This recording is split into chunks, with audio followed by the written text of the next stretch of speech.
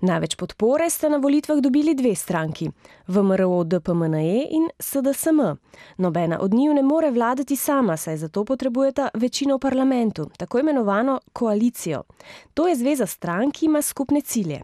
Pri oblikovanju koalicije je bil uspešen vodja stranke SDSM Zoran Zaev, ki se je dogovoril za zvezo z nekaterimi albanskimi strankami. Albanci so v Makedoniji namreč manjšina. Za pravico do študija v albanščini in za zastopanost v parlamentu so se začeli boriti leta 2001, ko so začeli oborožen odpor proti makedonskim oblastem.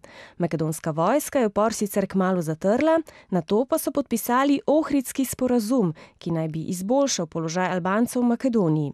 Številni Makedonci pa menijo, da si Albanci v resnici želijo svojo državo in tako ogrožajo Makedonijo.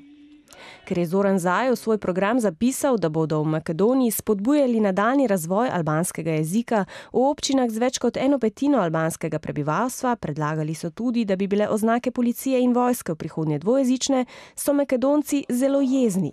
Še dodatno pa jih je razjezilo, da so za predsednika parlamenta izvolili pripadnika albanske manjšine v Makedoniji Talata Džaferija. Ljudje so začeli protestirati in veliko pa jih je celo vdrlo v parlament. Bili so tudi nasilni in ranjenih je bilo okoli 100 ljudi, med njimi politiki in novinarji. Novoizvoljeni predsednik parlamenta je sicer že začel delati, predsednik države pa še vedno nikomur ni dodelil mandata za sestavo vlade.